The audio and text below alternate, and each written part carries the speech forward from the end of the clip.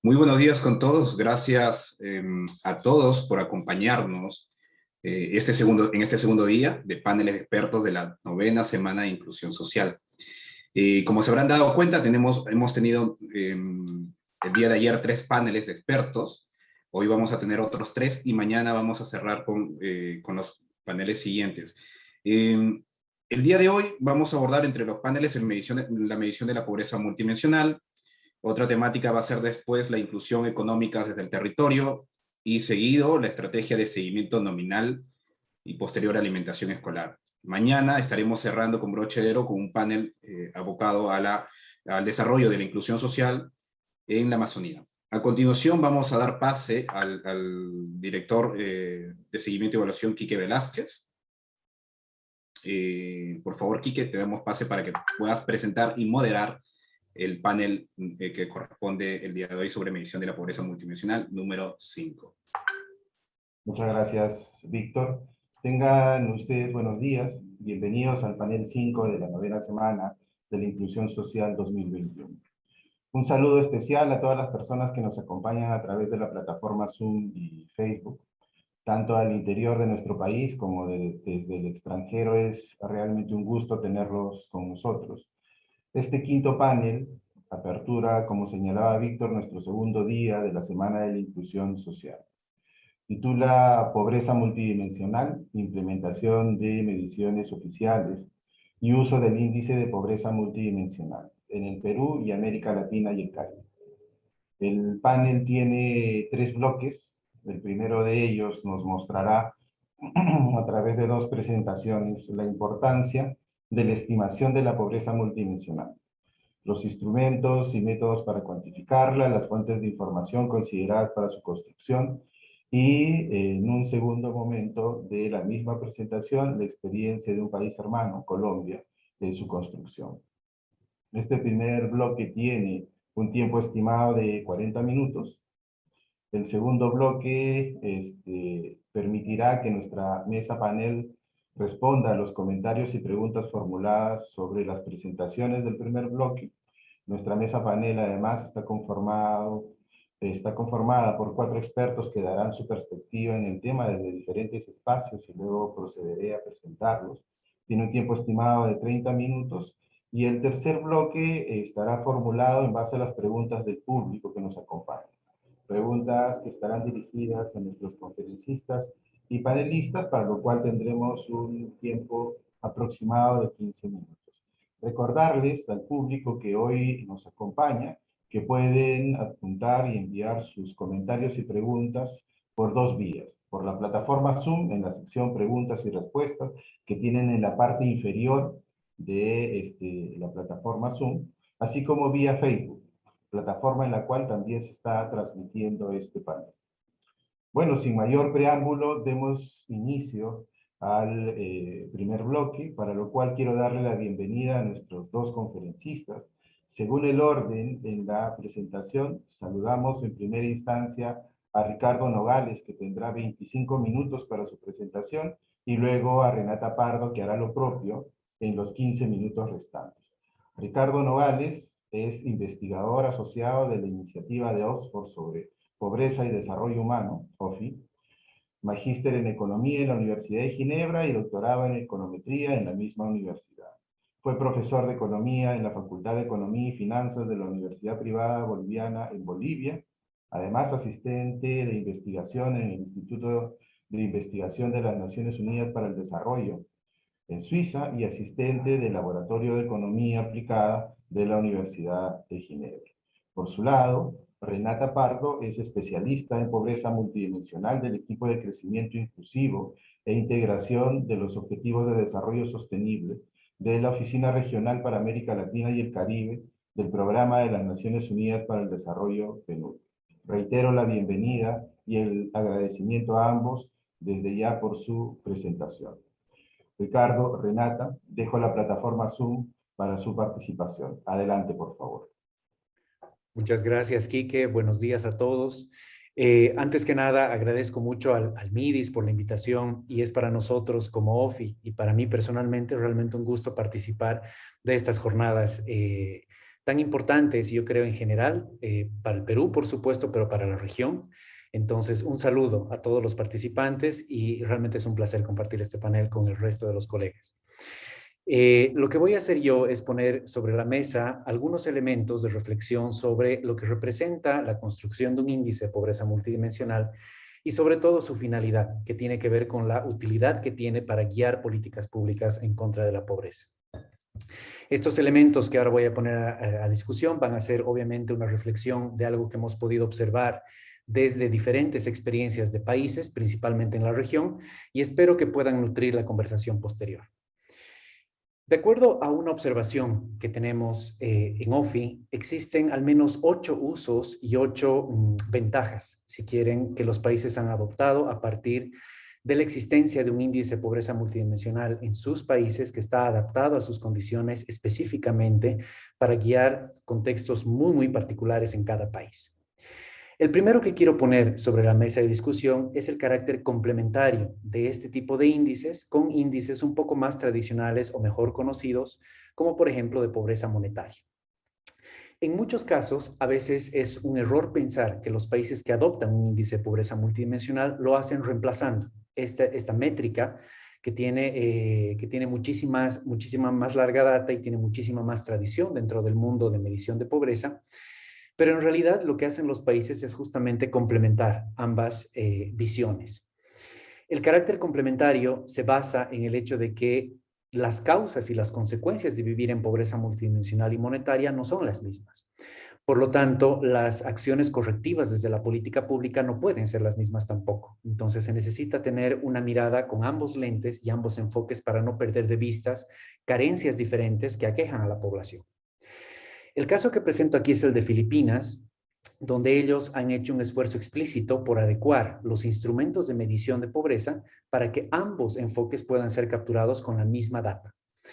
Eso es importante porque eso permite no solamente identificar, digamos, perfiles de pobreza desde ambos conceptos, sino también contrastarlos y analizar la medida en la cual hay personas que quizá sufren de la condición de pobreza independientemente de cómo se la mire, y hay otros grupos que sufren de condición de pobreza dependiendo del índice, del enfoque en el que se lo mire. Eso, una vez más, con el objetivo de guiar políticas públicas adaptadas de manera complementaria. Otro ejemplo que quiero poner sobre la mesa de discusión es el carácter, digamos, de seguimiento de estos índices a lo largo del tiempo. Quizás suena como una evidencia el hecho de que los países que adoptan índices de pobreza multidimensionales son aquellos que pueden hacer un seguimiento de la pobreza en el tiempo. Sin embargo, aquí llamo la atención sobre el hecho de que esta característica técnica factible necesita indefectiblemente de un soporte institucional sólido. El IPM en los países que lo adoptan y los países que lo calculan no es una política de gobierno, es una política de Estado. Eso es importante porque resolver problemas de pobreza normalmente llama a resolver problemas estructurales, tanto en el Perú como en nuestra región en general. Es decir, se trata de corregir problemas de larga data y eso requiere planificación de mediano a largo plazo, por lo menos. Entonces, el hecho de tener un índice de pobreza multidimensional estable es lo que ha permitido a los países hacer este seguimiento en el tiempo de manera efectiva y de manera útil para la política pública. Aquí presento el caso del Paraguay, por ejemplo, donde se ve que ellos han podido armar una serie que va del 2012 al 2019 de la evolución de pobreza multidimensional, debido a que justamente ellos están comprometidos con esta visión relativamente estable e institucionalmente sólida de una métrica de política de Estado. No solamente se trata de ver cuál es la evolución del índice agregado de pobreza o de la cantidad de personas que sufren de esta condición. Se trata también de ver cuáles son las características que hacen que esos movimientos en el tiempo sean posibles. Es decir, un índice de pobreza multidimensional debe poder ser descompuesto para ser útil. Descompuesto por dimensiones, para poder saber exactamente cuáles han sido los motores o eventualmente los obstáculos para que la medida evolucione de una cierta manera en el tiempo. Los índices de pobreza multidimensional que se tienen en la región y prácticamente en todos los países del mundo que los adoptan, cumplen con esta propiedad de desagregación, de descomposición dimensional. Ese es un elemento que permite saber exactamente cuáles son los puntos fuertes y cuáles son los puntos que requieren un poco más de atención por parte de la política pública. Otro elemento que quiero rápidamente poner sobre la discusión tiene que ver con la capacidad y la utilidad de estos índices para asignar recursos, tanto por sector como por región. Yo creo que es conocido por parte de todos los que estamos aquí, que una vez que se identifica a una persona en condición, a un grupo de personas en condición de pobreza, ese grupo es muy heterogéneo. Es un error pensar que una vez que se identifica un grupo vulnerable, dentro de ese grupo las carencias y las necesidades son similares. Eso no es cierto. Y la política pública antipobreza cometería un error muy grande al amalgamar todas esas vivencias a una sola. Son muy heterogéneos. Por eso es que la asignación de recursos para resolver problemas debe primero identificar exactamente cuáles son la diversidad de problemas que existen entre la gente pobre. Por ejemplo, aquí les muestro un ejemplo de por qué estos índices de pobreza multidimensional, al poder ser descompuestos por subgrupos, permite identificar perfiles de pobreza, por ejemplo, por regiones dentro del país. Aquí tienen el caso de Afganistán, donde sus regiones están ordenadas de la menos pobre, su capital Kabul, a la más pobre, la región de Badghis. Como ven, la contribución, aquí tienen la contribución porcentual de cada uno de los elementos que hace al IPM de Afganistán, obviamente antes de que estén en esta situación que ahora lamentablemente les toca vivir, que tienen composiciones diferentes y cada región tiene prioridades diferentes.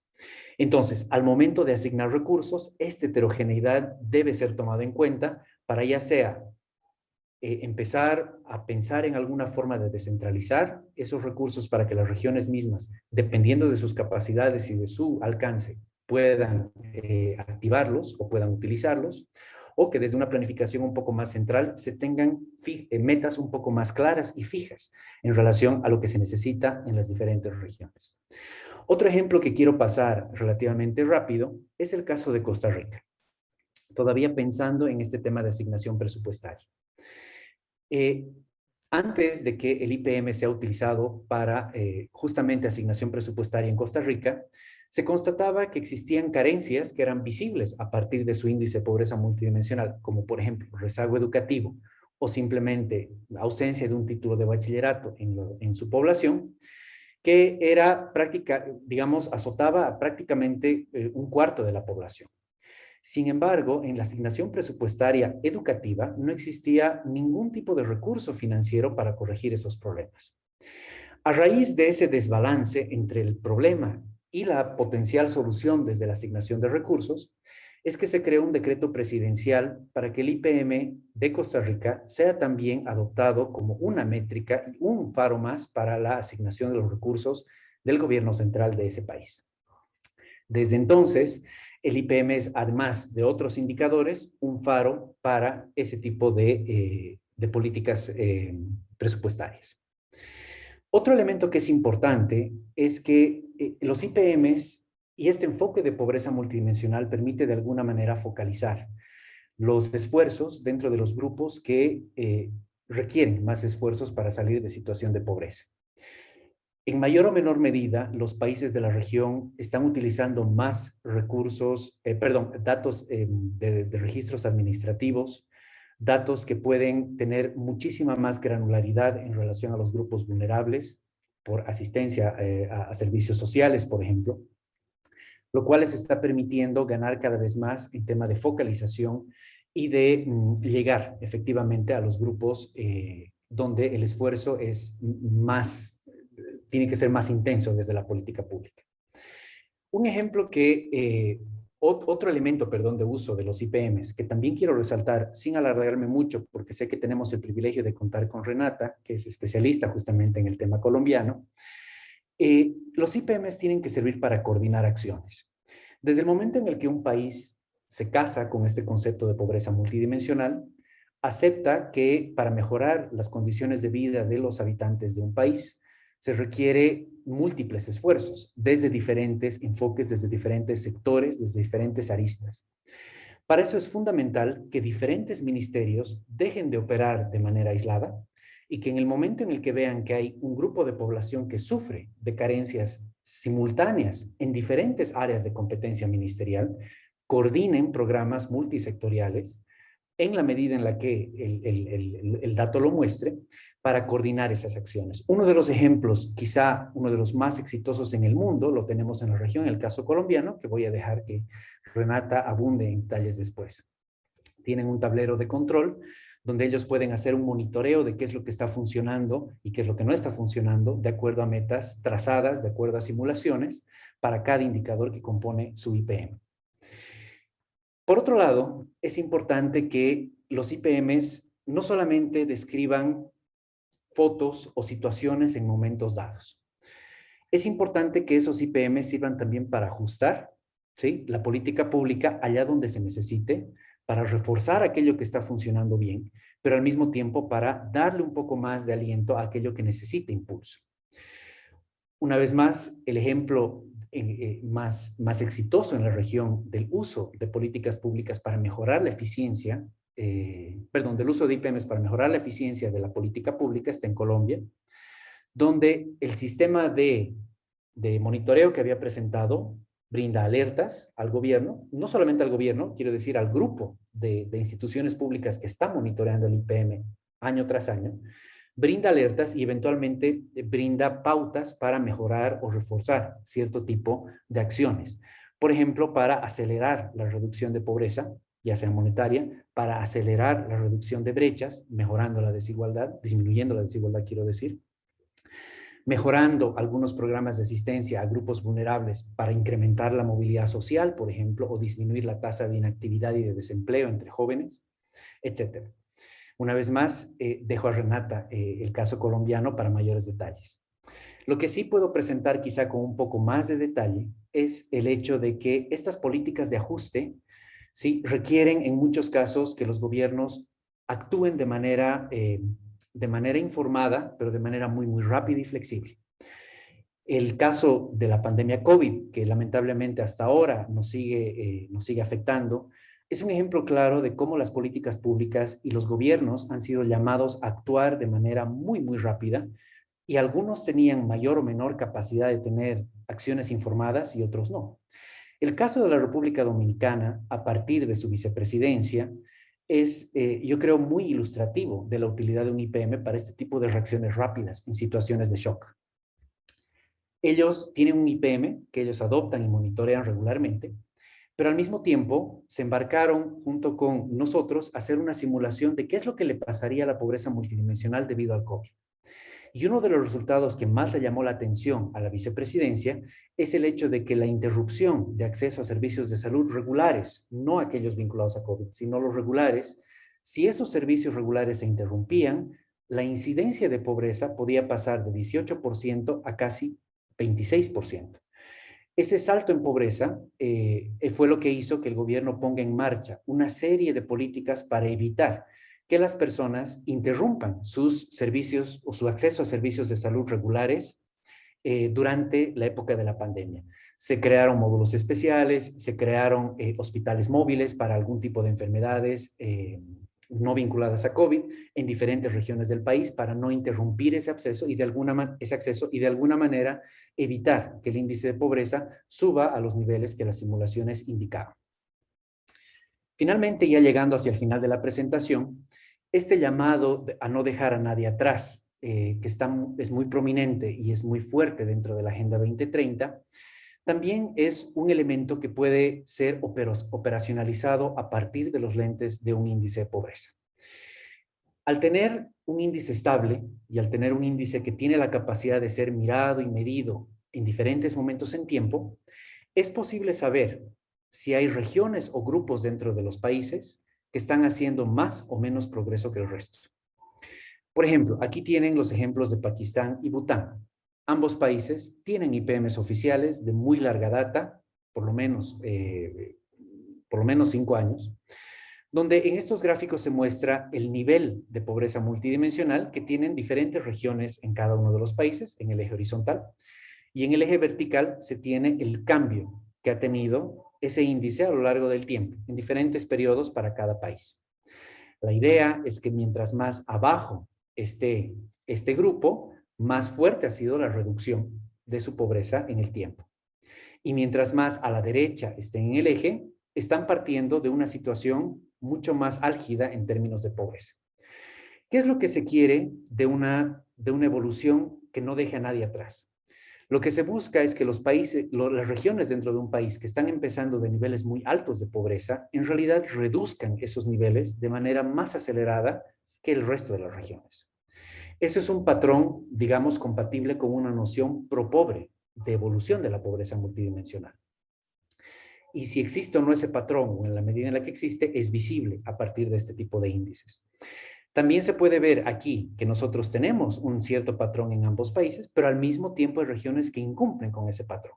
Y eso también puede activar y gatillar acciones de política pública correctivas para que estas regiones que están fuera de los patrones pro-pobres, que son regiones pobres, que al mismo tiempo están incrementando todavía más su pobreza, sean objeto de un análisis más detallado y de acciones concretas para evitar que este paradigma de no dejar a nadie atrás pues caiga en nada. Y finalmente, ya para concluir, los IPMs también son bastante útiles en la región y en el mundo para ganar transparencia. En muchos casos se mide, o se piensa, perdón, que la medición y la acción antipobreza es un mandato exclusivo de los gobiernos.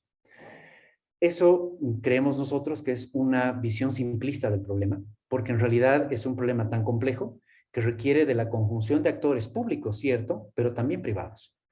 En muchos casos, los países, por ejemplo, están tratando de incentivar al sector privado a que se involucren en estrategias de reducción de pobreza a nivel del país.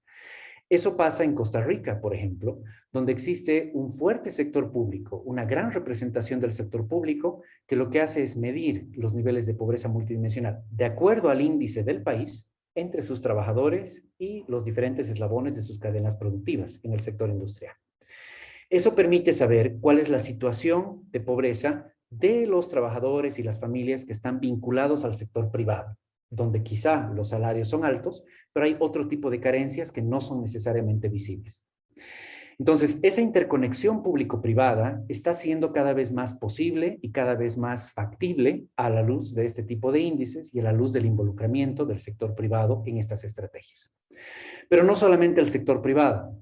Por supuesto, al interior de un país pasan muchas cosas, pero la comunidad internacional también tiene que estar, digamos, comprometida desde una perspectiva de cohesión social con la lucha antipobreza y con la, digamos, con el hecho de impedir que ciertas situaciones que amenazan con irrumpir y con, de alguna manera, interrumpir estos procesos beneficiosos de reducción de pobreza ocurran. Aquí, por ejemplo, les muestro algunos ejemplos de cómo el índice de pobreza multidimensional, en este caso global, ha servido para lanzar un llamado de acción a la comunidad internacional para impedir que prácticamente una década de progreso que se había alcanzado desde el 2015 más o menos, un poco antes, de 2012 más o menos, para reducir o erradicar la pobreza multidimensional, pues simplemente se vean completamente interrumpidos por la pandemia COVID-19. Solamente evitando que los niños dejen de asistir a la escuela y solamente evitando que algunas familias en vulnerabilidad a la inseguridad alimentaria caigan en malnutrición, vean ese tipo de problemas, se podría evitar este tipo de problemas. Simplemente termino con esta última lámina donde quiero hacer una incidencia en el hecho de que medir la pobreza multidimensional es importante, hacerlo bien es por supuesto fundamental, pero con el fin, y nunca perderlo de vista, de actuar. Una medida de pobreza sin necesariamente un vínculo a una acción es una medida relativamente coja, es una medida interesante desde una perspectiva académica, pero sin duda no es lo que se quiere de esto que requiere conjunción entre actores académicos, políticos, del sector público y privado, para al final del día mejorar la situación de vida de las personas que más lo necesitan. Sin más, Quique, muchísimas gracias y atento a las preguntas que siguen a partir de esto. Ricardo, muchas gracias por la presentación. Y antes de darle el pase a Renata, permítame complementar algunos detalles de Renata. Como señalaba, ella es especialista en pobreza multidimensional del PNUD, pero es economista de la Universidad de los Andes con máster en economía de la Universidad Católica de Lovaina. Actualmente es especialista en pobreza multidimensional del PNUD, pero en el clúster de crecimiento inclusivo del desarrollo regional.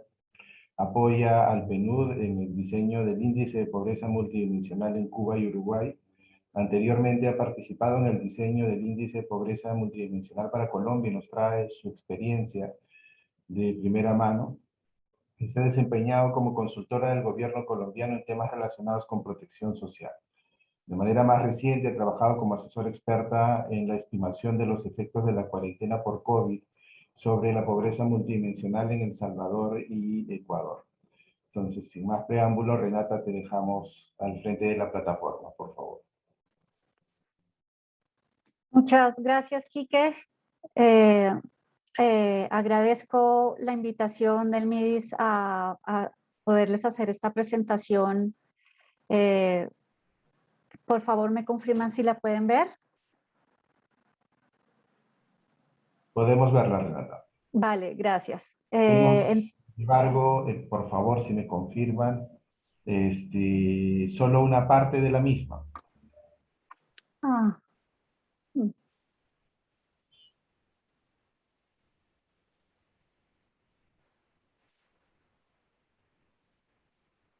Y agradeceré, Víctor, si estás visualizando lo mismo que yo o es un tema de mi visualizador del Zoom. Por ejemplo, la presentación nos muestra índice de pobreza multidimensional. En AM no se figura la totalidad, no figura la totalidad de la presentación. ¿Todavía no? Todavía no.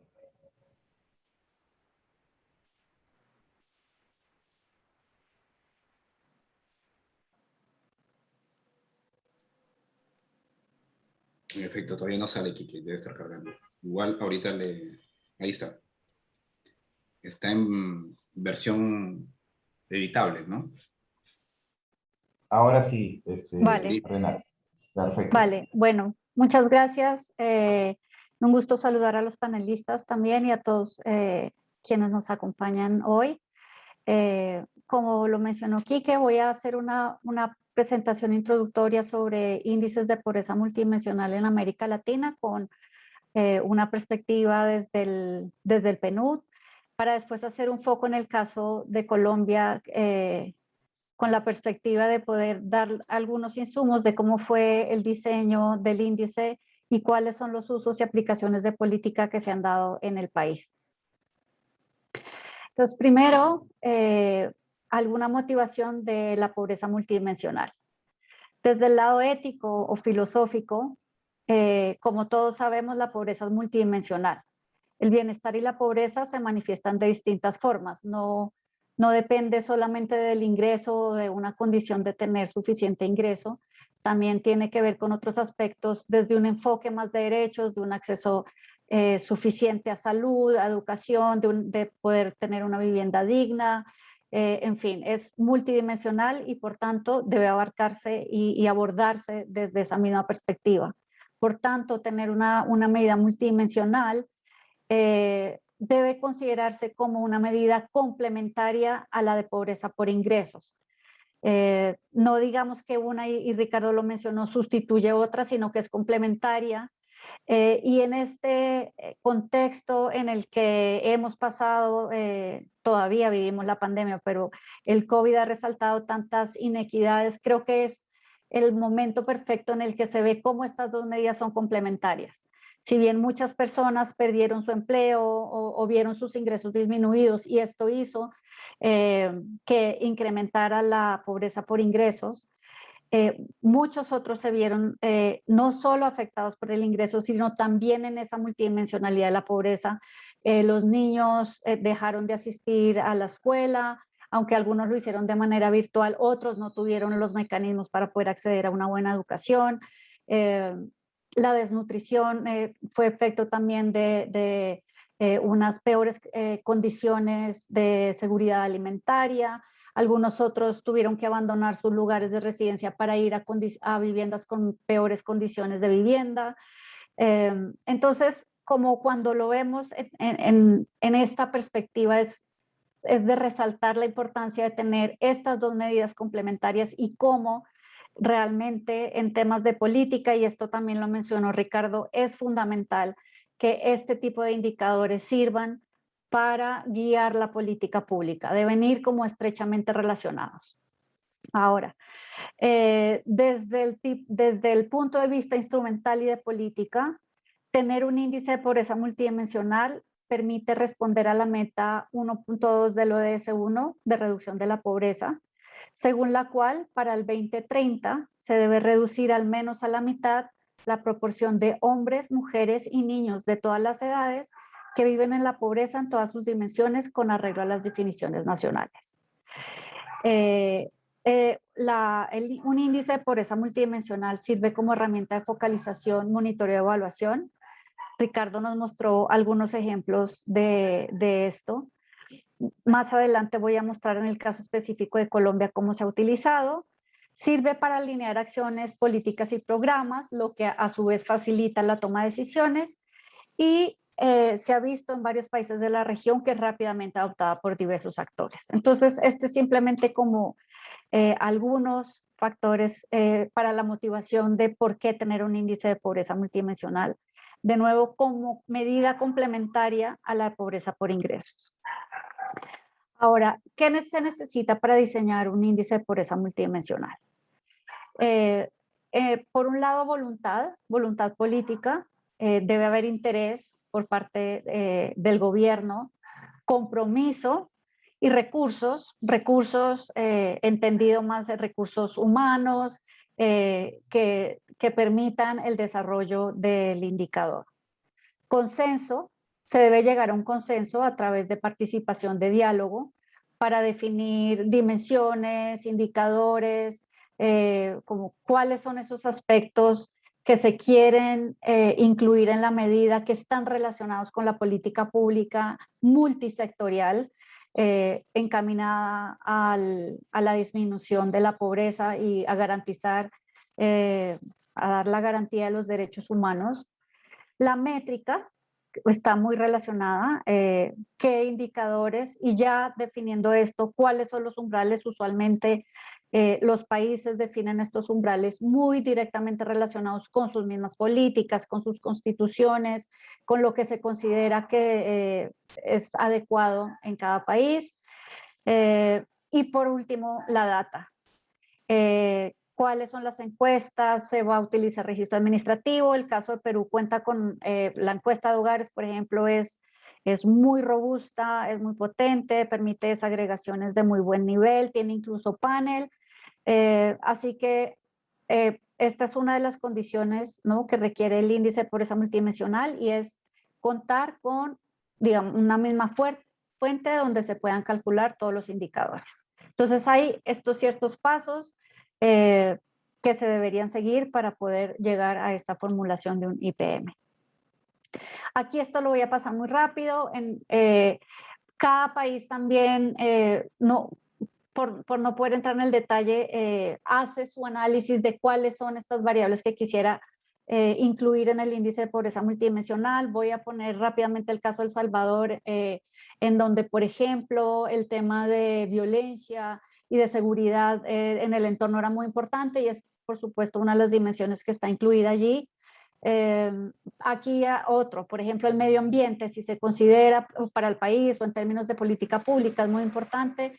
Esta podría ser otra dimensión, solo para decir, cada país y en ese consenso y en esos diálogos que se llevan a cabo toma la decisión de cuáles son esas dimensiones que le proveen la información para encaminar la política pública hacia la reducción de la pobreza.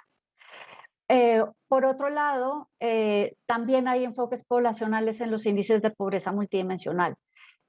No lo vemos en los índices oficiales a nivel nacional, pero los países están empezando a avanzar en esa dirección. Aunque los índices permiten desagregaciones, por ejemplo, por género, otros países como Colombia están iniciando el desarrollo de índices de pobreza multidimensional específico para niñez y juventud.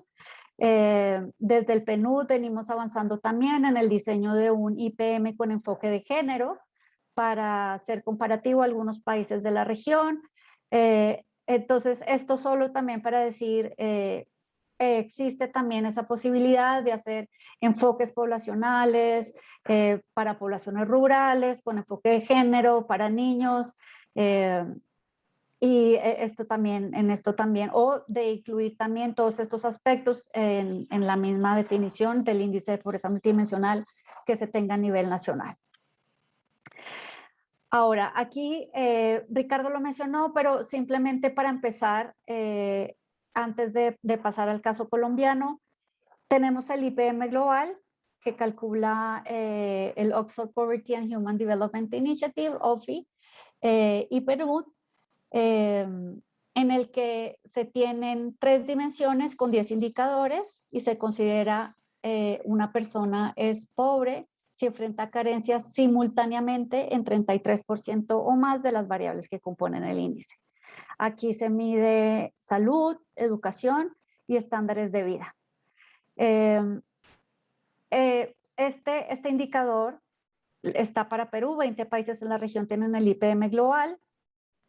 Solo aquí quiero llamar la atención en que estas son las dimensiones que se consideraron y se tomaron en cuenta para esta medición. Por ejemplo, aquí no tenemos nada de mercado laboral o específicamente de protección social, desempleo. Así que, aunque Perú tiene esta medida, faltan o podría hacerse todavía un análisis superior o mayor, incluyendo otras dimensiones que pudieran ser más adaptables o más específicas para el caso peruano. En el caso de la pandemia también se ha resaltado esto. Muchas de las variables que se vieron afectadas fueron aquellas precisamente relacionadas con el mercado laboral, desempleo o subempleo o pérdida de seguridad social. Entonces, es solamente para hacer este énfasis de cómo el país tiene la posibilidad de incluir aquellas dimensiones que considera miden de mejor forma su multidimensionalidad de la pobreza. Aquí solamente algunos datos del último informe 2021, en el que se hizo una desagregación por grupos vulnerables. De acuerdo con ese último índice, el 7.4% de la población peruana es pobre multidimensional, y los grupos nativos o indígenas de la Amazonía son los que tienen más población pobre. En aquellos grupos, más del 45% de su población es pobre multidimensional. 11 países de la región cuentan actualmente con índices de pobreza multidimensional nacionales.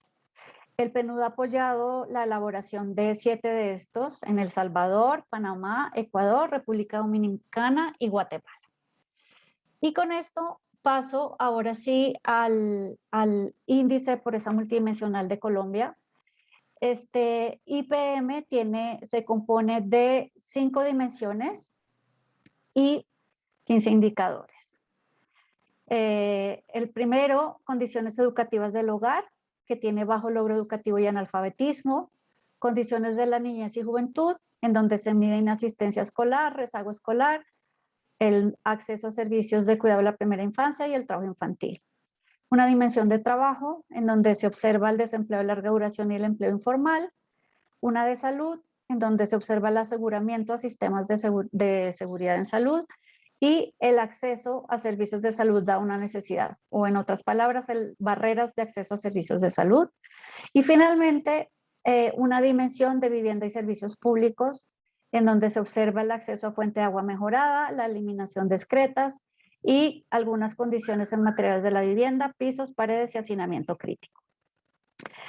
El método de pesos que se escogió para el indicador es anidado, es decir, cada dimensión tiene el mismo peso y al interior cada indicador tiene también el mismo peso.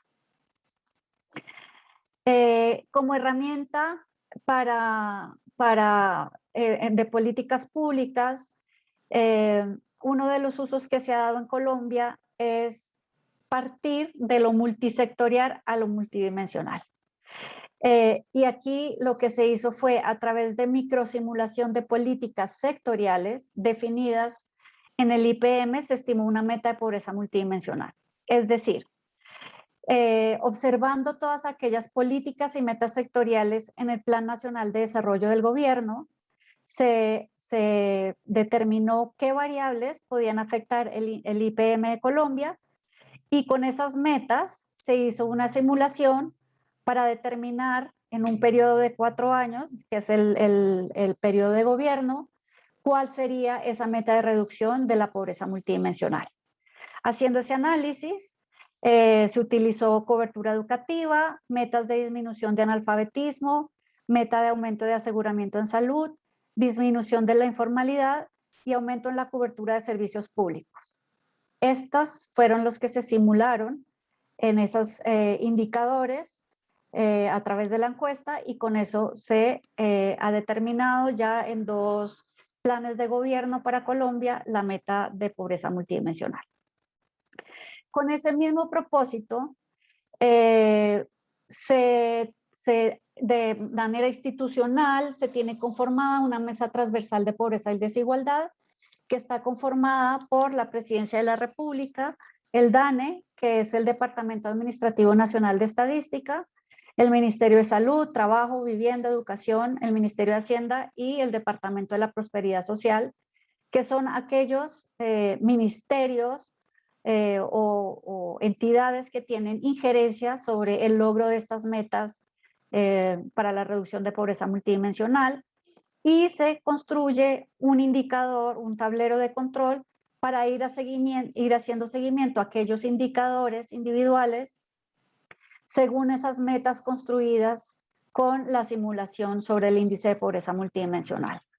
Entonces, esta mesa pues permite ir haciendo control al avance en las políticas que se han determinado, ir viendo en dónde es, o sea, aquellos en donde el tablero indica rojo, quiere decir donde el avance en la política está rezagado frente a lo que debería ir según sus metas definidas individualmente, y ha resultado una muy buena instancia para poder hacer seguimiento y poder dirigir o rediseñar la política pública. Por otro lado, utilizando información del censo, o sea, que permite hacer una desagregación a nivel municipal, se han elaborado mapas de pobreza, y con ello se ha utilizado también esa información para hacer focalización. Usando datos del 2005, del censo 2005, Más Familias en Acción, que es el programa de transferencias condicionadas de Colombia, utilizó esa información para ampliar la cobertura y hacer alguna diferenciación en la entrega de las ayudas monetarias. Así se hizo el grupo 1 en Bogotá, el grupo 2 en las 23 principales ciudades del país, y grupo 3 y 4, el 3 en municipios con un índice de pobreza multidimensional inferior al 70%, y el grupo 4 municipios con índice de pobreza multidimensional mayor al 70%. Igualmente, se ha utilizado el IPM como una herramienta para establecer condición de salida de un programa social. En el caso específico de Unidos, que es la red de combate contra la pobreza extrema, se determinó no solo observar que las familias fueran no pobres, es decir, que hubieran salido de la pobreza por ingresos, sino adicionalmente que no fuera multidimensionalmente pobre. Ya vi aquí que creo que es una señal de que debo avanzar rápido. Vale. Igualmente, se utilizó, usando igualmente la microsimulación con los datos, se hizo un análisis de la incidencia del gasto social. Para el caso particular de Colombia, se analizaron subsidios de vivienda, acceso a educación básica y media oficial, el cuidado de menores de 5 años y el régimen subsidiado, que es el régimen en salud que está subsidiado. Y solo aquí, a manera de ejemplo, en ausencia de los programas sociales, la pobreza en 2003 hubiera sido 12 puntos porcentuales más alta, y en 2013 23 puntos porcentuales más alta. Entonces, también nos sirve para la evaluación de las políticas públicas. Más recientemente, con el censo del 2008, se hizo un ejercicio georreferenciado que sirvió para responder a los efectos del COVID-19. Por un lado, fue un criterio para focalizar ingreso solidario, una transferencia no condicionada, que fue una de las estrategias del gobierno, y asimismo se utilizó como herramienta de identificación de sectores vulnerables al poderlo cruzar con otros registros administrativos a un nivel muy pequeñito, incluso de manzana, lo que fue factible gracias a la información del censo y de otros cruces de registro administrativo. Y muchas gracias, Quique, y aquí dejo. Muchas gracias también a Renata por la presentación. Bueno, a ambos realmente, a Ricardo y a Renata. Muy interesante la presentación y nos abre el segundo bloque al finalizar la presentación de Renata.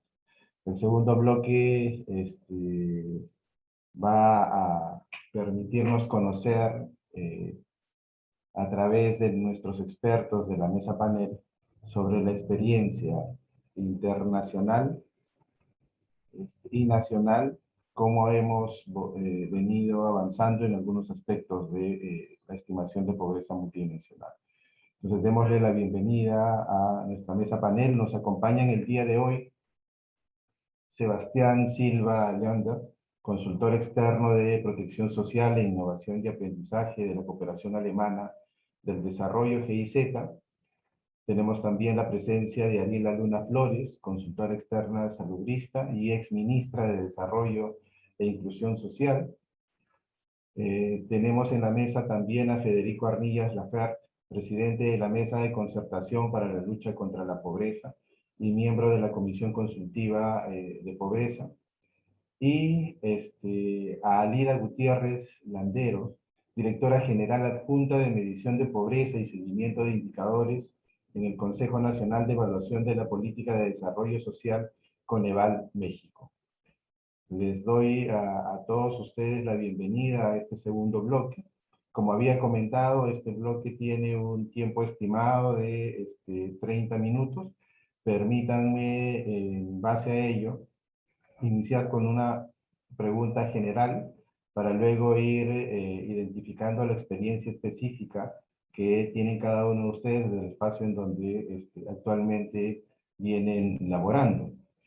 En base entonces a la presentación realizada tanto por Ricardo como Renata, me gustaría saber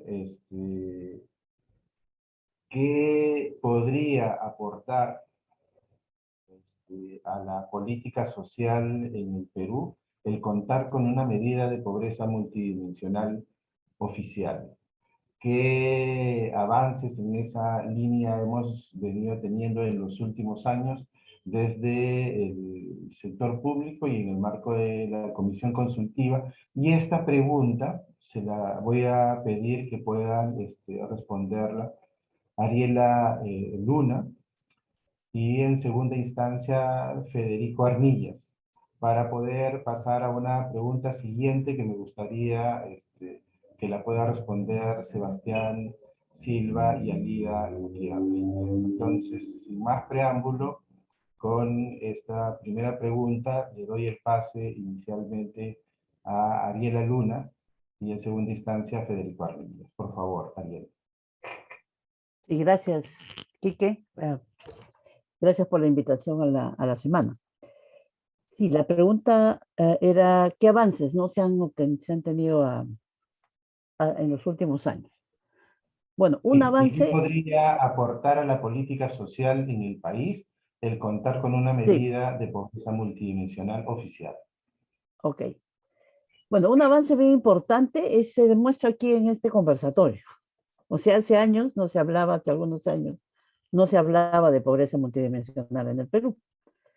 Y yo recuerdo que allá por el 2015 fue la primera vez que vino Sabina. Hicimos un seminario muy importante ahí en el Centro de Convenciones, me acuerdo. Y fueron cientos de personas, señal que el tema empezaba a calar. y empezaba a interesar, y después de esto se han hecho algunos encuentros, etcétera, pero no se ha logrado hacer una medición oficial de pobreza multidimensional, pero hay un proceso de maduración en la decisión, yo creo.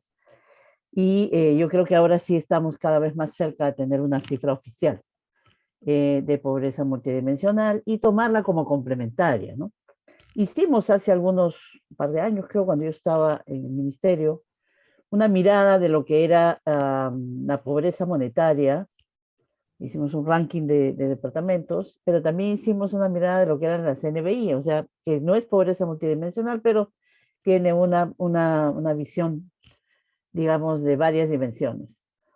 Y ahí miramos una cosa bien interesante, o sea, la parte de cuando vimos NBI, las regiones más pobres eran las amazónicas, pero cuando vimos pobreza monetaria, las regiones más pobres eran las de sierra, totalmente diferente el tema, ¿no? Entonces, ahí sí es bien importante y es bueno aprender de las experiencias mundiales y ya entrando a la pregunta de qué puede aportar en identificar y llegar a un consenso, ¿no? En las variables que se van a usar para mirar el tema. Puede uno usar las variables clásicas que Oxford siempre nos ofrece, pero también uno puede decidir otras variables que hay, que se puedan utilizar, ¿no?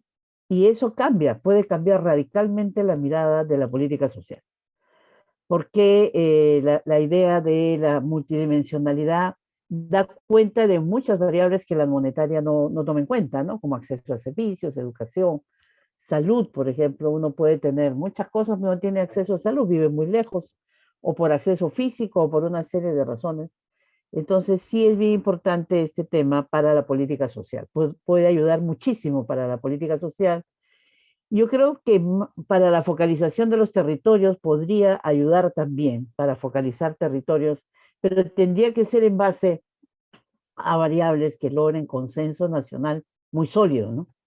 Porque esto sí va a cambiar totalmente la mirada. Perú tiene, y además se podría ligar a presupuesto, o sí, se puede ligar a presupuesto, no es complicado. Perú tiene todo el presupuesto organizado por presupuesto por resultados, entonces sería muy fácil trabajar.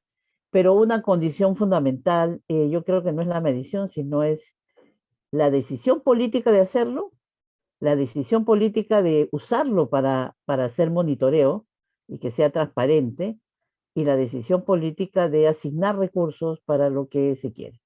Y yo creo que esas tres variables para la política social son indispensables: la decisión política, la decisión técnica y el seguimiento. Y por supuesto el presupuesto, ¿no? Entonces, si tenemos esas tres condiciones, se puede trabajar en la lógica multidimensional. La política social en Perú tiene grandes avances, el MINES es un ejemplo de eso, tiene avances de políticas multisectoriales que deberían pasar a lo multidimensional, usando el ejemplo de Colombia, es bien interesante. Y creo que estamos ya bastante cercanos a lograr este tipo de mediciones, Kiki. Muchas gracias por tu intervención. Le damos el pase a Federico Arnillas. Por favor, Federico. Gracias, Quique. Saludando a todas, a todos y agradeciendo las presentaciones iniciales que creo que han sido muy enriquecedoras. Quizás dialogar con las presentaciones desde la experiencia de la Mesa de Concertación para la Lucha contra la Pobreza, ¿no? Y lo primero a compartir, quizás como dato más bien para los invitados, es la antigüedad de la mesa. La mesa tiene una continuidad desde la crisis del 2000. En el contexto de la crisis del 2000 se identificó la pobreza como un factor clave que debía ser enfrentado y se planteó, recogiendo el mecanismo de la mesa de la OEA, que tenía dos partes y un facilitador, un diseño equivalente. Entonces la mesa tiene esta estructura de tres patas, digo yo, ¿no? Dos patas grandes, que es la representación de la sociedad civil, que incluye sectores empresariales, ONGs, organizaciones de jóvenes, etcétera, y por el otro lado, confesiones religiosas, y por el otro lado el sector público a nivel bastante amplio, ¿no? de las instancias que participan, ¿no? La presidencia del Consejo de Ministros, el Ministerio de Economía, ministerios de la producción, los ministerios sociales. Y un punto clave, justamente por el contexto de la crisis y el reconocimiento de la pobreza como una realidad muy fuerte en esta coyuntura, lo sigue siendo de otras formas ahora, la pregunta fue cómo construir herramientas para ponernos de acuerdo, sectores tan disímiles. Y el punto clave fue asumir el enfoque de derechos. Empiezo por ahí porque me parece que es un elemento clave para poder definir pobreza, ¿no? En el fondo, digamos, en lo sustantivo, la concepción de la pobreza es la de derechos no garantizados. Ese es el punto sustantivo. Todos los seres humanos somos iguales en dignidad, ¿no? Está en el artículo 1 de la Constitución, en el caso de Perú, pero es un concepto fundamental en materia de derechos humanos, y desde esa perspectiva, entonces, la pregunta es si somos iguales en dignidad, los derechos están igualmente garantizados para todas y todos, ¿no?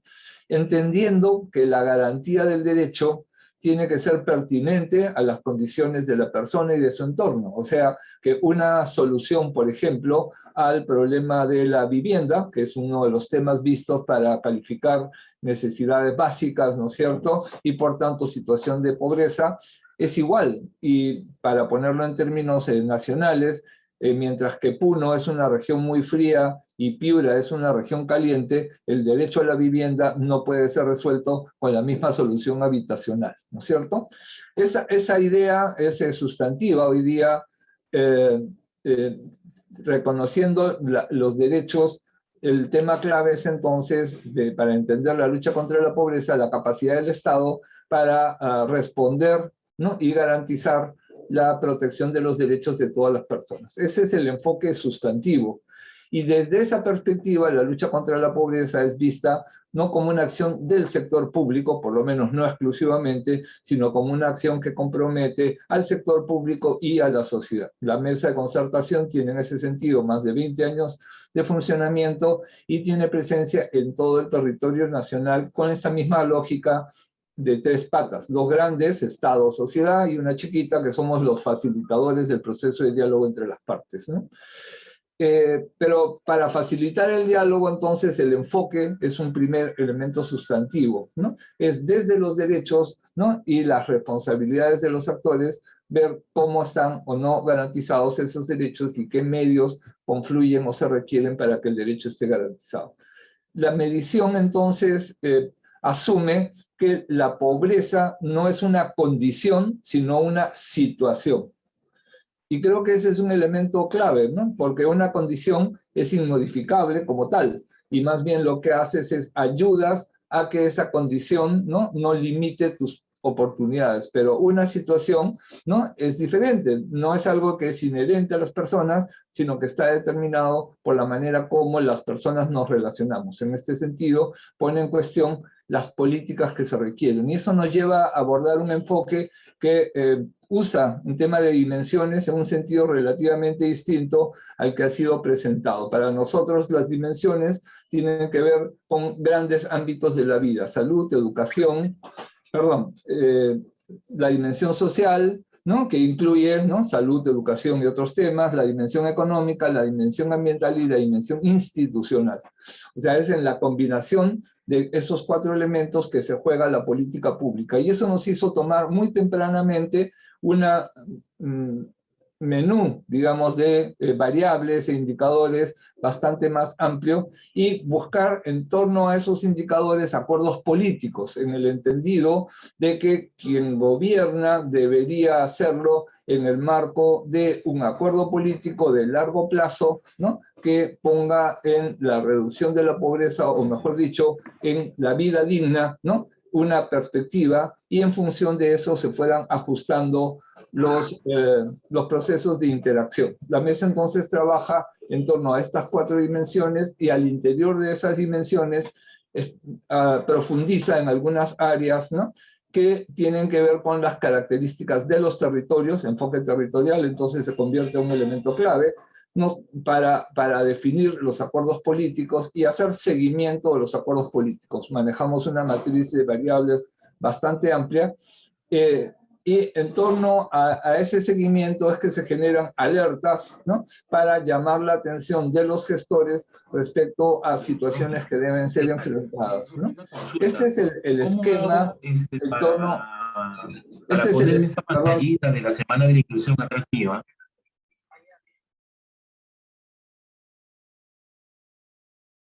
Esta aproximación es la que es objeto de seguimiento y de revisión periódica a través del mismo mecanismo de la mesa de concertación. Desde esa perspectiva es que entramos y somos parte, como Quique lo ha mencionado, de este mecanismo de apoyo al INEI para lo que es el seguimiento de todo el paquete de indicadores que felizmente tenemos como país, ¿no?, con posibilidades de desagregación a niveles bastante finos, digamos, ¿no?, para poder ir construyendo políticas públicas y dependiendo, digamos, de los sectores de gobierno, la selección de los indicadores que pueden ser más relevantes para la política, pero sin perder de vista el esquema o la mirada de conjunto. Reconociendo, y con esto termino, Quique, reconociendo que hay una responsabilidad fundamental en el sector público para llevar adelante las políticas, y que en ese sentido la mesa lo que hace es facilita el diálogo entre los actores, ¿no? Ese es el sentido del enfoque, y la verdad es que el paquete de indicadores que se manejan es muy, muy amplio y ha venido contribuyendo, porque hay un tema que no he mencionado y que es clave, y es una consigna, por así decirlo, ¿no?, en la mesa. Sin presupuestos no hay derechos, ¿no? Esa idea de identificar temas y situaciones va de la mano de un seguimiento de la ejecución del gasto público y la generación de alertas cuando la equidad en la asignación de recursos no se sostiene, no se mantiene, y por tanto el Estado también a veces, si no muchas veces, es un factor de reproducción de las desigualdades y por tanto de las pobrezas asociadas a esas desigualdades, ¿no? Eso es lo que quería compartir y que fue motivado por la presentación de ustedes, y creo que coincidimos en la necesidad de seguir manteniendo mecanismos que nos den varias miradas y que nos permitan entrar a los factores causales que están a la base de los indicadores que muchas veces revisamos, ¿no? Me quedo acá y agradeciendo las presentaciones. Federico, por intervención, igualmente a Ariela Luna por los comentarios. Quiero yo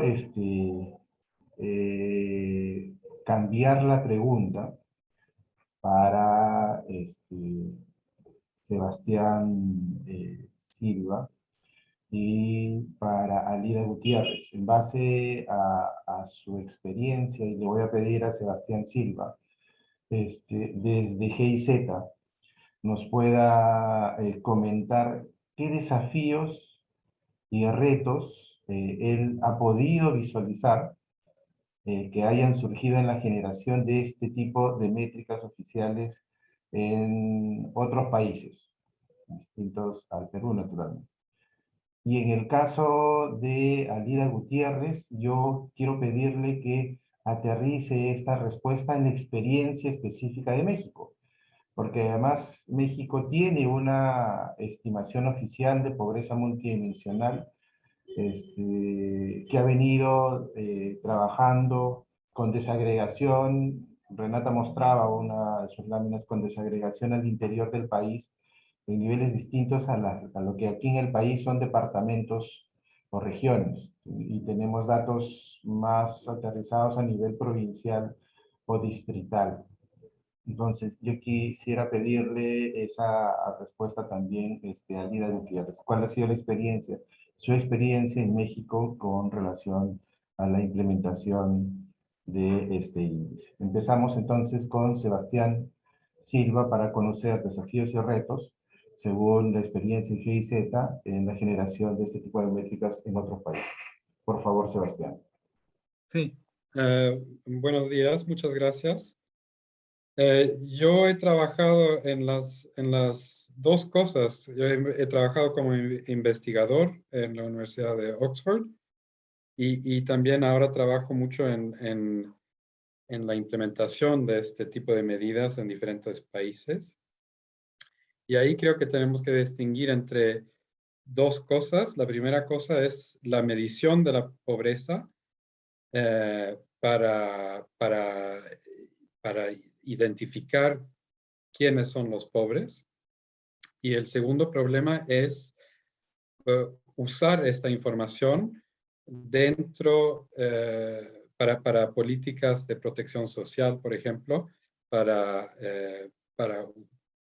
poder saber cuáles van a ser los beneficiarios de programas de protección social. Entonces, para lo primero, que es lo de la medición de la pobreza, yo diría que lo importante es que el índice de pobreza tiene que ayudar a ver aspectos de la pobreza y dimensiones de la pobreza que no se pueden ver con las medidas tradicionales, como la medida de pobreza monetaria. Y ahí yo creo que es posible con las medidas de pobreza multidimensional. Por ejemplo, una de las cosas que se pueden ver son las desigualdades que existen dentro del hogar. Porque la pobreza monetaria, por razones técnicas, se tiene que medir siempre al nivel del hogar.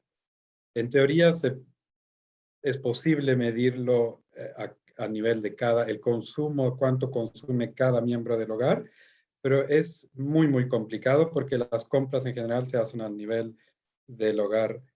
Así que por esa razón se mide siempre la pobreza al nivel del hogar. La consecuencia de esto es que sí existen discriminaciones dentro del hogar. Por ejemplo, contra las niñas, las mujeres, o contra, no sé, las personas discapacitadas. Ese tipo de desigualdades no se pueden ver con medidas de pobreza tradicional, como la pobreza monetaria. Mientras que los indicadores de pobreza multidimensional, como la educación, si los niños están en la escuela, o si hay niños con desnutrición, problemas de desnutrición, ese tipo de cosas son indicadores que se miden a nivel de cada niño, de cada miembro del hogar. Así que es posible dentro del mismo hogar tener un niño que está en la escuela y otro que no está en la escuela. Y de esa manera se pueden ver ese tipo de desigualdades que existen dentro del hogar.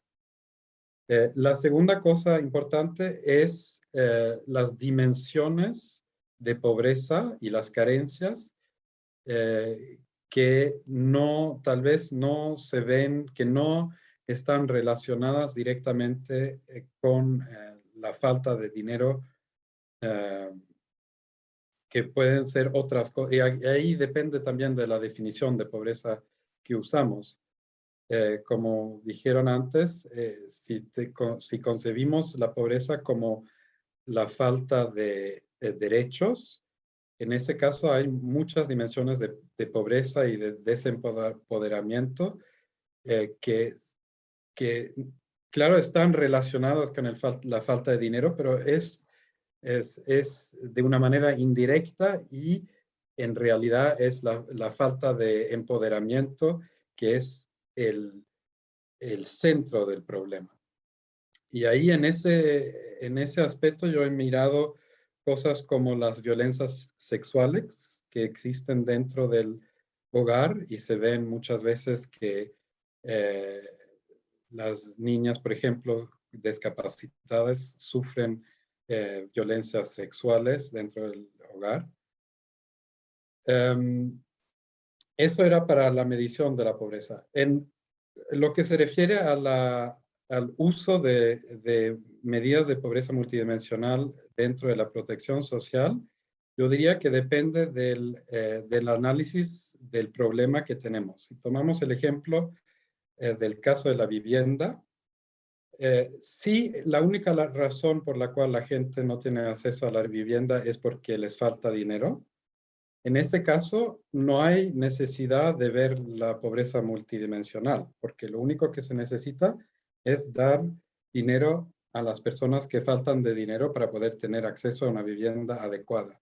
Pero si el problema es más complejo, si es un problema que tiene que ver con discriminaciones contra grupos étnicos, con problemas de infraestructura, con problemas que puede ser que los ingresos son irregulares, la informalidad, y por eso tienen dificultades de tener acceso a un alquiler o a un préstamo bancario.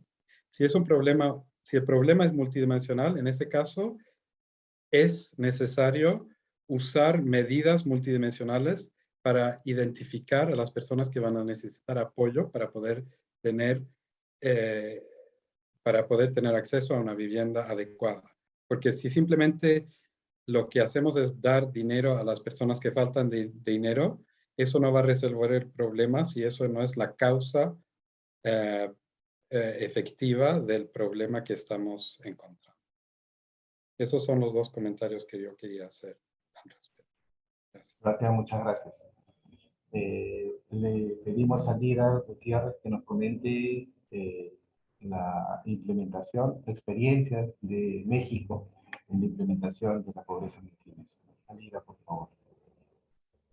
Hola, buen día a todas y a todos. Un agradecimiento al Ministerio de Desarrollo e Inclusión Social del Perú por la invitación para participar en esta 9ª semana de la inclusión social. Yo recuerdo en 2015 tuve una participación en aquella semana que Ariela nos comentaba en su participación. Bueno, muchas gracias Enrique por tu moderación y a Ricardo y a Renata por su presentación que sin duda nos aporta elementos sobre el uso y la utilidad de la medición de pobreza para la política pública, así como conocer la experiencia y los avances que hay en materia de medición de pobreza multidimensional en los países de América Latina. Esto considero que permite retroalimentar las distintas agendas de trabajo e investigación que llevamos en nuestros países. Y en ese sentido me gustaría compartir con ustedes un poco de lo que se ha realizado en términos de medición de pobreza para el caso de México. Y si me lo permiten, yo sé que la participación y el tiempo es un poco corto, pero inicio un poco con antecedentes para contextualizar cuál ha sido la experiencia. Y bueno, en México la medición de pobreza multidimensional surge a partir de la Ley General de Desarrollo Social, es decir, a partir de una normativa. Esto es a partir del año 2004. Esta ley plantea los principios básicos de la política de desarrollo social en México y establece la creación del Consejo Nacional de Evaluación de la Política de Desarrollo Social, mejor conocido como el Coneval. Las funciones del Coneval son dobles. Por una parte, es el de normar y coordinar la evaluación de las políticas y programas de desarrollo social, y por otra, el de establecer los lineamientos y criterios para la definición, identificación y medición de pobreza en México. El propósito es crear una institución que no sea juez y parte de la evaluación de la política de desarrollo social. Y así, de esta forma, el Coneval funge como un órgano con autonomía técnica para la generación de la medición de pobreza oficial en México de manera imparcial y neutral.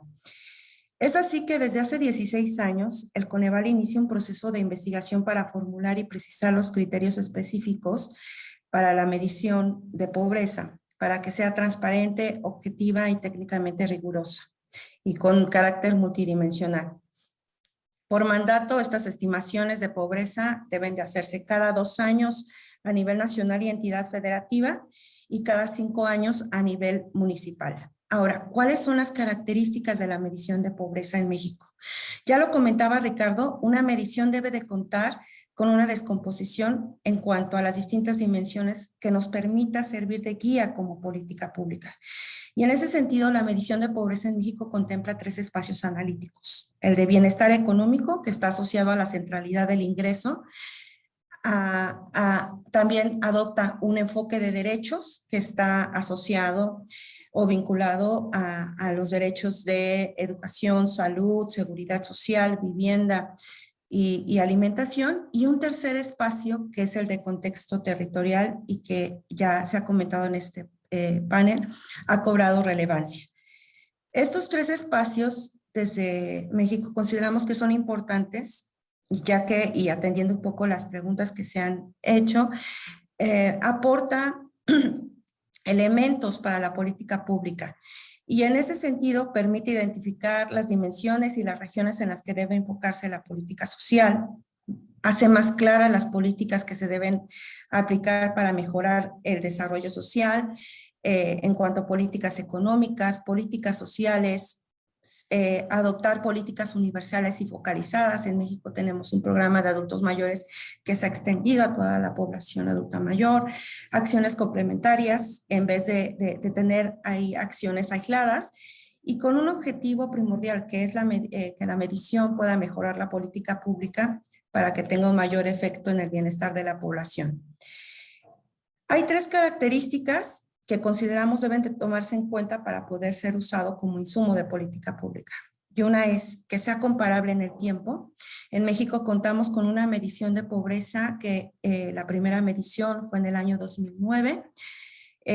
La última fue en 2020, el pasado 5 de agosto. En México publicamos la última medición de pobreza, la cual nos permite dar un contexto de lo que pasó con el COVID. Lo otro es que tenga una desagregación territorial.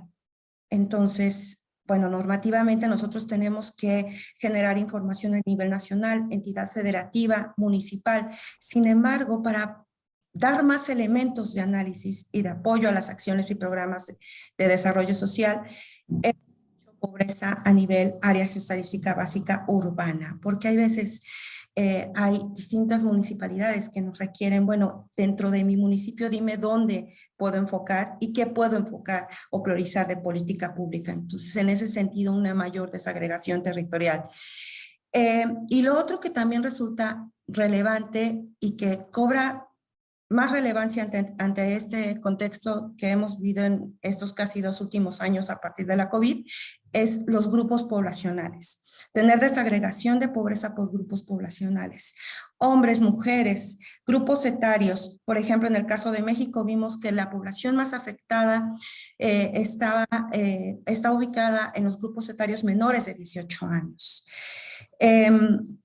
También para pertenencia étnica, con alguna discapacidad, entre otros grupos que son históricamente discriminados o que son más vulnerables. Entonces, creemos que estas son 3 características que debe de contar una medición.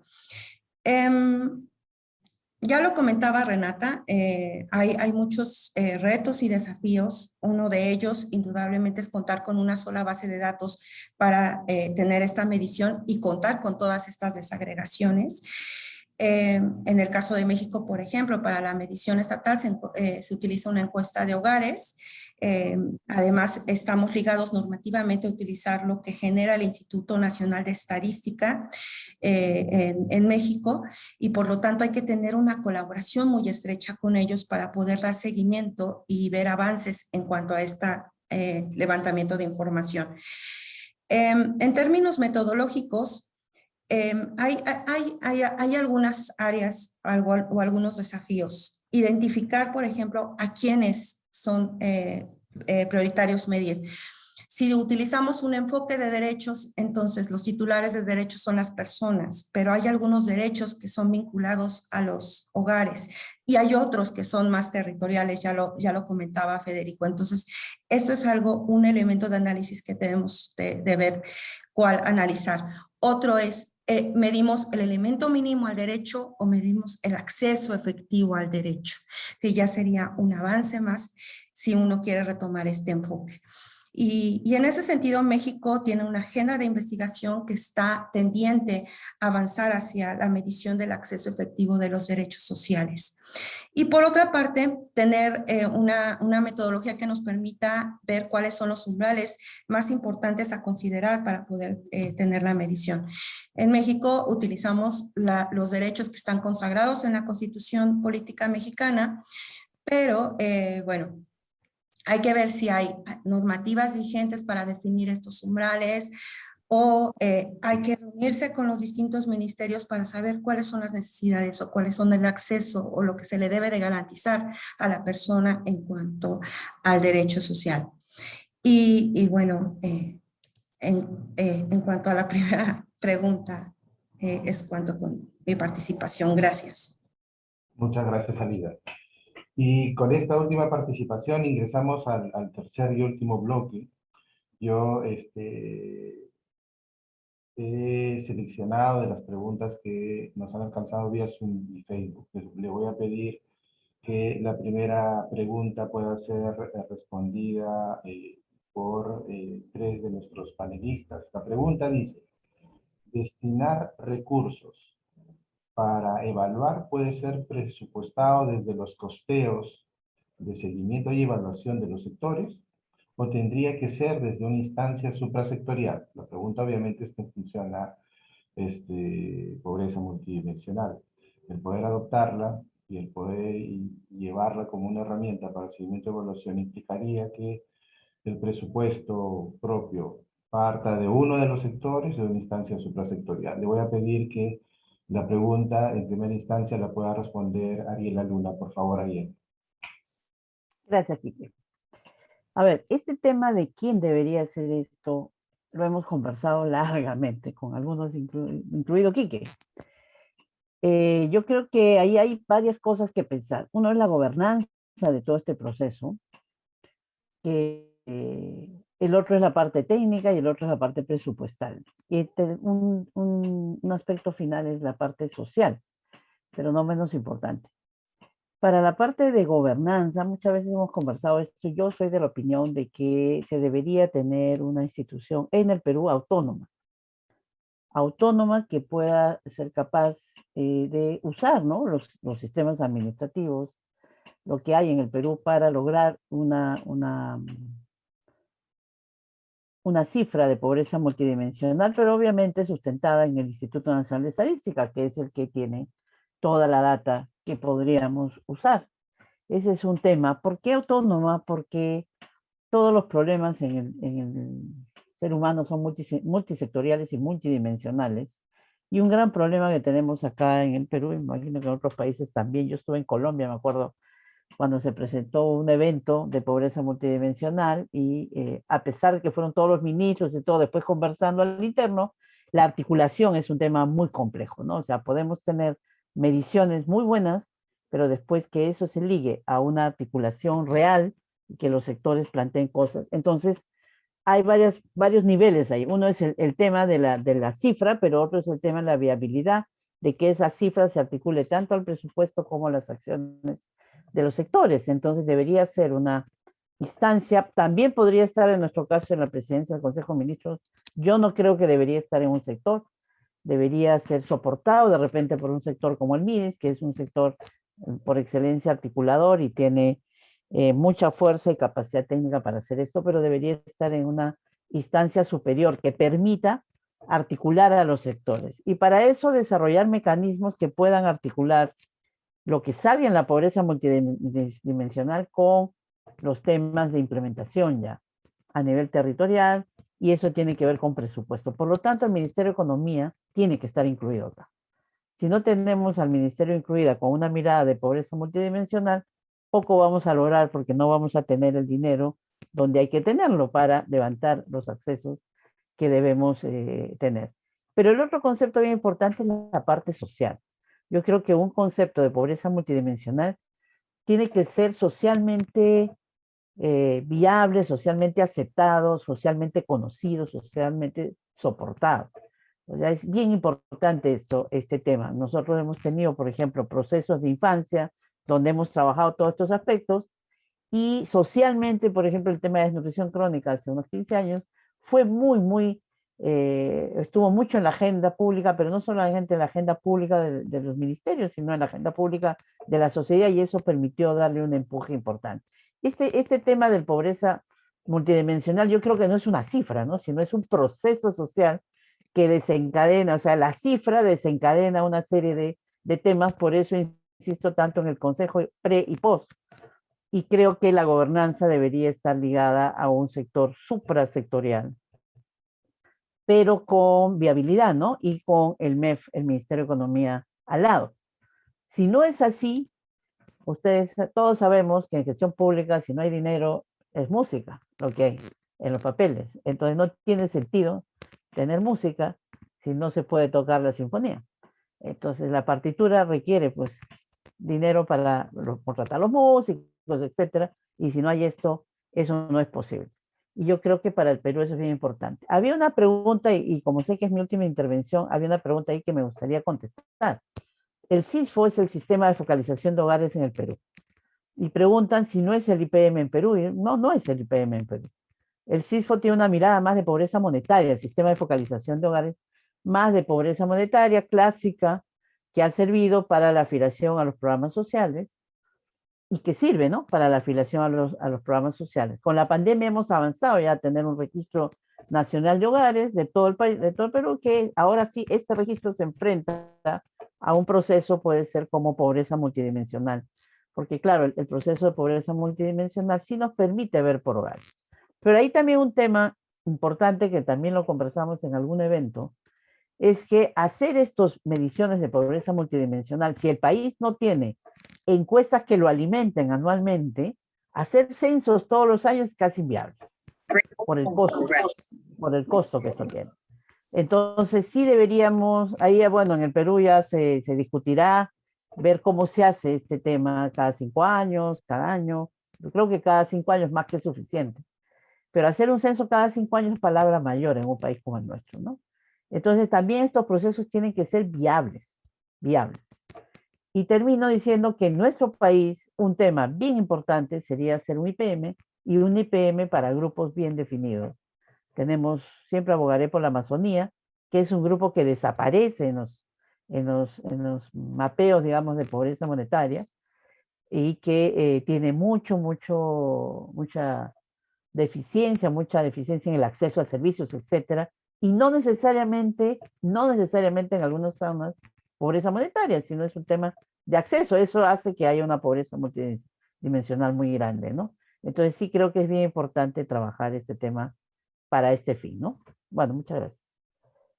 Muchas gracias, Ariela. Quiero hacerle la misma pregunta a Federico Arnillas. Me acaban de sacar una tarjeta ámbar por el tiempo. Sí le voy a pedir a Federico que podamos tener en un espacio no mayor a 3 minutos la respuesta a la misma pregunta. Destinar recursos para evaluar puede ser presupuestado desde los costeos de seguimiento y evaluación de los sectores o tiene que ser desde una instancia suprasectorial. Federico, por favor.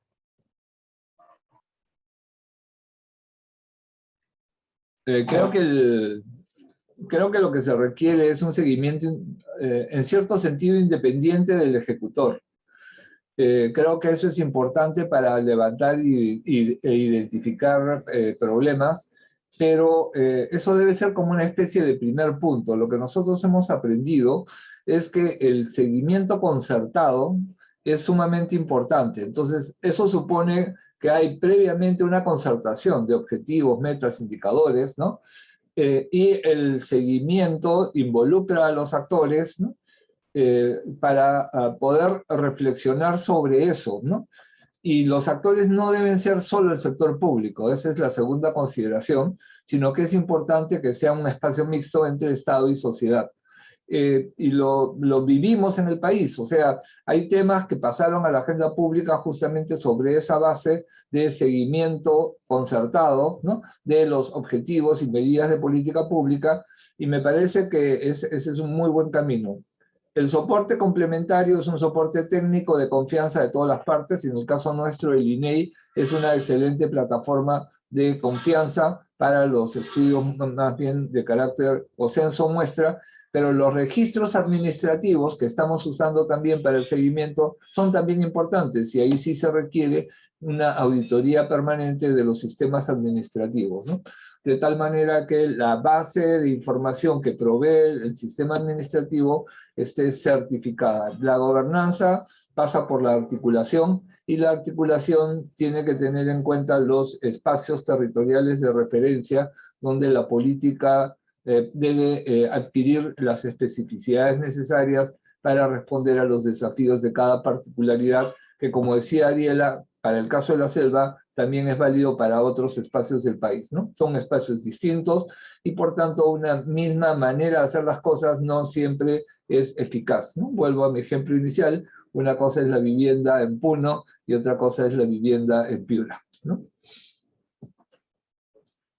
Muchas gracias, Federico, por además ajustarte al tiempo destinado. Y quiero pedirle que nos responda la misma pregunta también, pero bajo la perspectiva mexicana, a Alida Gutiérrez. ¿Cómo funciona en México el presupuesto específico relacionado a la implementación de la pobreza multidimensional? ¿Está bajo un sector? ¿Está bajo una instancia suprasectorial?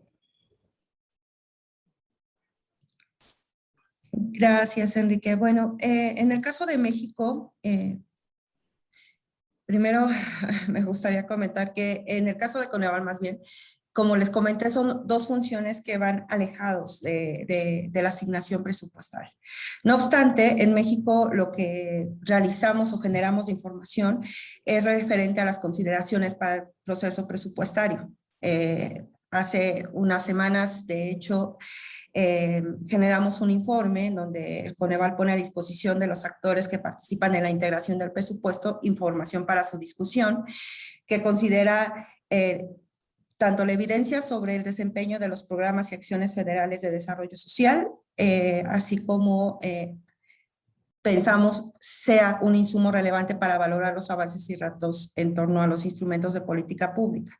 Todo esto va enfocado o englobado justamente a los avances o qué tan vinculatorio está con la medición de pobreza en el caso de México. Por supuesto que hay otras herramientas, otros insumos que hemos generado en ese sentido, todo ello repito, con base en el marco de las atribuciones del Coneval, aportar elementos para la discusión pública y la toma de decisiones para el Estado mexicano, ¿no? Algo que consideramos que es importante es, y ya lo comentaba Ariela, es sí, hay que ver la viabilidad de lo que estamos generando y en ese sentido, aunque a nosotros se nos dicta normativamente cada 2 años, cada 5 años hacer la medición de pobreza nacional y municipal, también contar con información que sea intermedia y que nos permita ver los avances o retrocesos en materia de política pública y en ese sentido generar otra información que ha cobrado más relevancia ante la COVID, ¿no? Y en ese sentido hemos generado, ya les comentaba yo, consideraciones para el proceso presupuestario 2021, fichas de monitoreo y evaluación para para los programas y las acciones federales y de desarrollo social, indicadores de corto plazo, trimestrales, mensuales, que nos permite ver avances y retrocesos, tanto en términos monetarios o de las líneas de pobreza asociadas a las líneas de pobreza, como en términos del acceso a los derechos sociales, así como otros informes, porque este contexto, lo que nosotros creemos, debemos tener elementos que nos permita ver la resiliencia y repensar en los grupos que ahora se vuelven más vulnerables, ¿no? Y en ese sentido hemos generado diversos informes que pueden apoyar para que en este caso el Congreso pueda adoptar el presupuesto que le va a asignar a las distintas acciones y programas de desarrollo social en México. Gracias. Muchas gracias también, Alida. Y cerramos con una pregunta para Sebastián Silva. La pregunta que nos hace el público es: las variables priorizadas en cada país ¿permiten la comparabilidad entre los valores de los IPM de los países? Es decir, ¿las medidas de esas variables son suficientemente similares para que puedan compararse? Sebastián, por favor. Bueno, eso sí, yo diría que sí. La medida del PNUD, que es el IPM del PNUD, usa variables que son estándar en todos los países. Debe ser más o menos la misma variable. Claro, siempre hay diferencias contextuales y todo eso, pero dentro de lo que cabe es lo más comparable que se puede ser. Luego existen medidas nacionales que no tienen que ser comparables entre países. Y ahí justamente el propósito es tener medidas que sean adecuadas para el contexto nacional de cada país y de esa manera poder ver las especificidades de la pobreza que son relevantes en cada país. Así que depende, otra vez más, depende del propósito. Si el propósito es hacer comparaciones internacionales, hay que escoger indicadores que sean comparables. Y si el propósito es entender la contextualización de la pobreza a nivel local, son otros indicadores. Muchas gracias, Sebastián. Quiero tratar de resumir un tema muy interesante y la verdad, la razón por la cual además nos hemos extendido un poco desde el tiempo que nos habían brindado es por la importancia de este tema. Creo que el panel nos ha dejado claro muchos puntos y con riesgo a poder dejar alguno de lado por la precisión que se ha hecho, es resaltar que una medición de pobreza multidimensional nos va a dar una complementariedad con la pobreza monetaria, no la va a reemplazar. La utilidad de la misma para el seguimiento de políticas públicas es un aspecto que se ha tocado y resaltado en toda la presentación. Se necesita un soporte institucional sólido en el marco de una política de Estado y en la medición de la pobreza multidimensional para poder aplicar al proceso de seguimiento de las políticas. La relación con los problemas o las dimensiones es un tema largamente reconocido y el ejercicio básicamente significa identificar dentro de estos grandes problemas de larga data cuáles son los más importantes en el enfoque que queremos tener. En esa línea, la complejidad y la heterogeneidad de las dimensiones de la pobreza, hoy más en el marco de la pandemia por COVID. Algunas de estas dimensiones han tomado un mayor interés y son parte de la mayor demanda desde los pobres, que es el enfoque de que la medición de pobreza no tiene una perspectiva única, que es multidimensional. El conjunto de privaciones basada en los derechos es un aspecto que necesitamos resaltar y se ha detallado de manera profunda. Hay dimensiones que nosotros reconocemos como problemas, pero que también reconocemos como posibles de ser intervenidas. Y eso genera un compromiso desde el Estado, un compromiso ético de las intervenciones, y además respalda la construcción de una medición de pobreza multidimensional. Tener experiencias como las que nos han mostrado en México, Colombia, por ejemplo, en donde podemos utilizarla para el seguimiento de los resultados de la intervención es suma, para poder tener una idea clara de la mejora de la eficiencia del Estado sobre intervenciones focalizadas y respaldadas por una estimación de pobreza multidimensional. Esta relación que se ha tocado en las últimas participaciones entre medición, presupuesto e intervención puede además facilitar en el marco de la pobreza multidimensional la identificación del logro de los resultados y la evaluación de las políticas públicas, utilizando como resultado a la pobreza multidimensional. Naturalmente, como cualquier proceso, es un proceso que para nuestro país va a representar una apuesta política, técnica, pero también presupuestal. El uso de información para como encuestas para la estimación del índice, pero con la experiencia de México, la experiencia de Colombia, resaltar que hay información complementaria para poder tener la desagregación necesaria y poder ver otros grupos al detalle, por ejemplo, de un distrito, o por ejemplo grupos poblacionales basados en etnicidad, género, para poder tener información adicional. El tránsito desde lo multisectorial a lo multidimensional en esa línea es un compromiso que como país estamos asumiendo y resaltamos este panel dentro de la Semana de la Inclusión.